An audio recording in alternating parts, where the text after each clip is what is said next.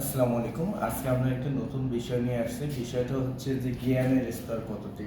তো আমরা জানি কিনা জানি না, জ্ঞানের স্তর হচ্ছে ৩টি। একটা হচ্ছে নলেজ, আন্ডারস্ট্যান্ডিং, রিয়ালাইজেশন।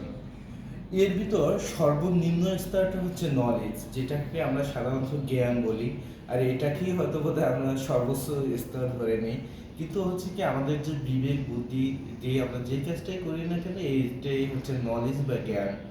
আর দ্বিতীয় যে এর থেকে যে উপরের স্তরটা আছে, এটা হচ্ছে আন্ডারস্ট্যান্ডিং।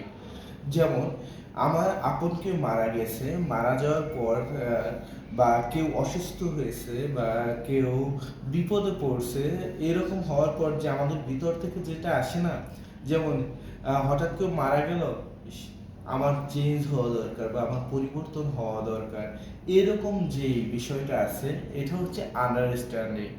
আরেকটা যেটা হচ্ছে সর্বোচ্চ জ্ঞানের সর্বোচ্চ পর্যায়ে, ওটা হচ্ছে রিয়েলাইজেশন। এটা হচ্ছে, ধরেন আমি এখন আছি শেখ হাসিনা জাতীয় যুব উন্নয়ন ইনস্টিটিউটে। তো এখানে ধরেন আমি মৃত্যুবরণ করলাম। তো এখানে তো আমি মৃত্যুবরণ করছি, এখানে তো আমাকে রাখবে না, তাই না? তো দেখা যাবে কি, এখান থেকে এখানে যারা কর্তৃপক্ষ আছে তারা দেখবে আমাকে, আমার ঠিকানা কোনটা, বা আমাকে কিভাবে এখান থেকে মানে দ্রুত বের করা যায়, এরকমই তো চিন্তা ভাবনা করবে। সাপোজ ধরেন আমার বাড়ির নাম্বারে পাইলো, তারা ফার্স্টে কল দিল। কল দেওয়ার পর তাদেরকে বললো যে আপনার সন্তান মারা গেছে, এখন কি করব। আমার বাড়ির লোক আবার করলো যে, তারা কিন্তু বলবে না যে রাইখে দেন, তারা বলবে আসতে আসি বা ই করতে আসি। তো তারা এই কাজটা করবে। আবার দেখা যায় যে হয়তো কেউ আমাকে নিতে আসবে, কেউ আমার লাশটা নিতে আসবে, কেউ দেখা যাবে কি কবর কোন জায়গা হবে, কাপড় কোন জায়গা থেকে কিনবে, কাপড় কোনটা ভালো হবে, কোন জায়গায় রাশ নিয়ে রাখবে, কোন জায়গায় গোসল করাবে, কোথায় জানাজা হবে। হ্যাঁ, প্রত্যেকে ভিন্ন ভিন্ন এই কাজগুলো করবে। আসলে আমি মৃত্যুর পর দেখবো কি, আমাকে নিয়ে হয়তো বিভিন্ন মানুষ এইরকম টানাটানির ভিতরে আছে। এট এ টাইমে দেখা যাবে কি, আমাকে কবর দেওয়া হবে, দেন হচ্ছে আমার রিয়েলাইজেশনটা দেখা যাবে শেষ হয়ে যাবে।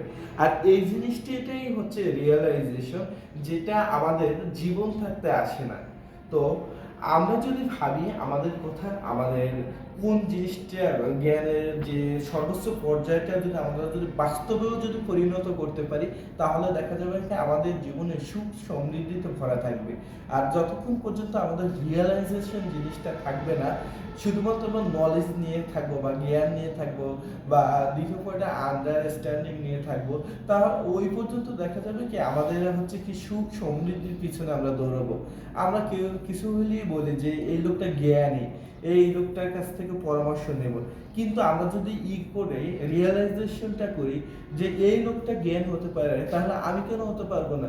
এই লোকটা কিভাবে ভাবে, তাই ওটা আমি কেন পারবো না? যদি এরকম ধারণা যখনই আমাদের তৈরি হবে, তখনই আমাদের জীবনে সুখ সমৃদ্ধি বয়ে যাবে।